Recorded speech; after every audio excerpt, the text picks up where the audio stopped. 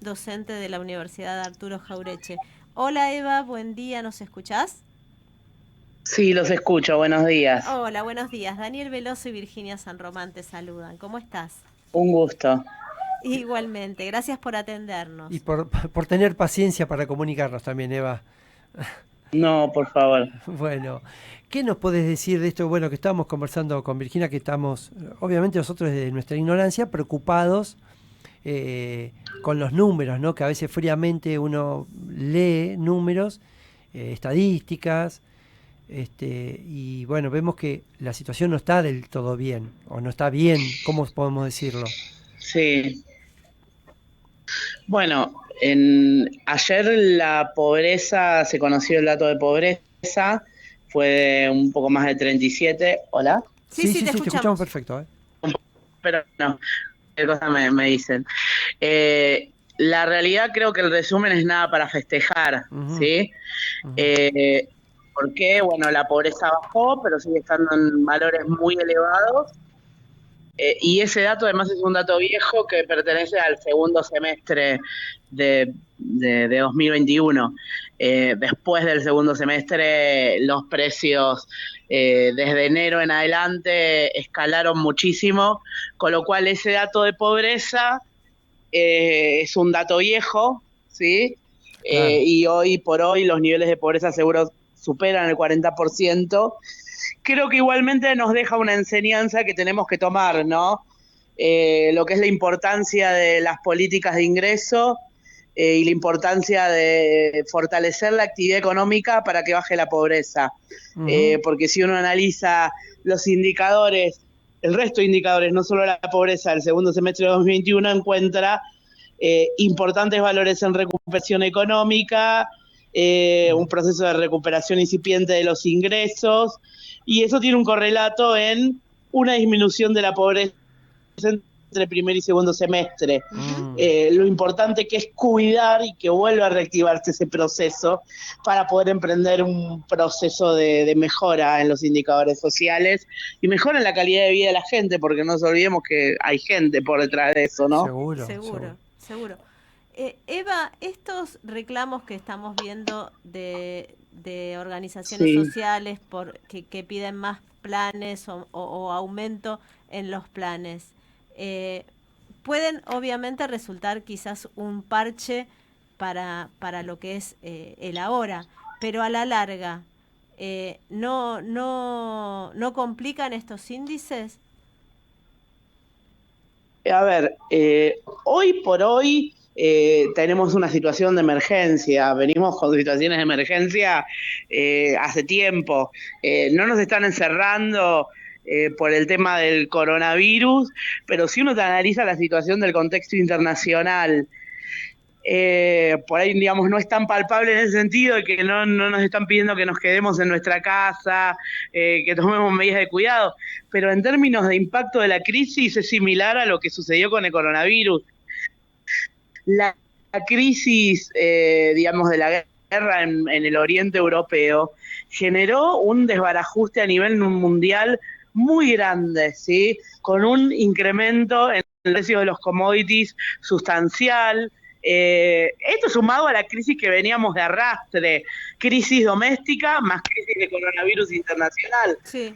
Por lo tanto, creo que es imprescindible pensar en la emergencia, no se puede no pensar en la emergencia, ¿sí? Ujú, Eh, es importante, así como en su momento surgió el IFE para compensar los sí. ingresos de la gente que tenía que agarrar y no podía salir a trabajar para cuidarse, ¿sí? Ujú. Eh, Hay que pensar de qué manera sostener los ingresos, sobre todo de los sectores más vulnerables, donde lo que más aumentaron fueron los alimentos que además consumen los sectores más vulnerables, la harina, el trigo, los farináceos. Ujú. Eh, Cuando de arrastre veníamos con aumentos de carne, aumentos de lácteos, con lo cual ocupa eh, la alimentación, ¿sí? Ujú. Ahora, Entonces, de la misma manera, IFE. que hubo refuerzos en la UH, refuerzos en la jubilación mínima. Hay que pensar políticas de ingreso y políticas de refuerzo para sostener la actividad económica y para sostener la alimentación de la población. Claro. Ahora, Eva, ¿cómo se hace en esta instancia tan complicada como para que la economía funcione, para generar producción y que la economía funcione y que eso a su vez traiga generación de trabajo? ¿Cómo se hace hoy en esta circunstancia? ¿Qué medidas deberían tomarse? Si no se sostiene el consumo, el 80% de la producción en Argentina está explicada por el consumo. Si no hay políticas de ingresos que sostengan el consumo, no va a haber ningún tipo de nueva producción. Lo único que vamos a tener es un exportador que funciona bien porque el precio de los commodities viene funcionando bien. Claro, todas estas políticas de ingreso, de sostenimiento del ingreso, que es importante aplicar, van en contra del acuerdo con el FMI, que todavía ni siquiera se terminó de firmar, y que, digamos, van en contra de eso. Hay que sentarse a hablar con el FMI. Esto está pasando en todos los países del mundo y ya lo sabíamos desde el momento que se estaba discutiendo. Estaba sucediendo lo de la guerra y se estaba discutiendo el cierre de ese acuerdo, que ya decíamos, era muy difícil de cumplir si se sostenía la actividad y se sostenía la situación del segundo semestre. Ahora directamente es imposible de cumplir, porque o cumplimos con ese acuerdo o realmente o no cumplimos con ese acuerdo y hacemos políticas de ingresos para sostener la economía, o realmente la situación social va a seguir increyendo. Hoy por hoy no son solamente los sectores que tienen trabajo no registrado, los jubilados de la mínima, los que están, digamos, en situación de vulnerabilidad.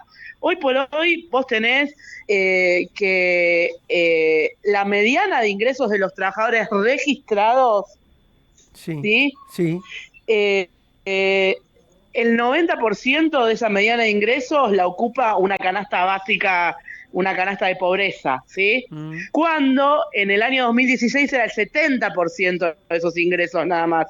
Y había un 30% de resto como para consumir otras cosas, digamos, ¿no? Que no sean los consumos básicos para no caer en la pobreza. Entonces vos tenés que el 50% de los trabajadores registrados, si tienen en ese hogar un único ingreso, están realmente en una situación muy, pero muy complicada, ¿sí? Claro. O sea, están en la pobreza o al borde de la pobreza. Entonces, esto justamente, si querés, la moraleja de los datos que se dieron a conocer ayer es: la actividad empuja a la caída de la pobreza, ¿sí? La actividad empuja, digamos, a la mejora de los indicadores socioeconómicos y la mejora de la situación social. Es absolutamente relevante retomar y sostener esa senda de crecimiento y esa senda de recuperación, porque hoy por hoy la situación mundial se ha agravado muchísimo, ¿sí? Y eso además, amplificado especialmente por una situación interna, una situación doméstica de especulación, ¿sí?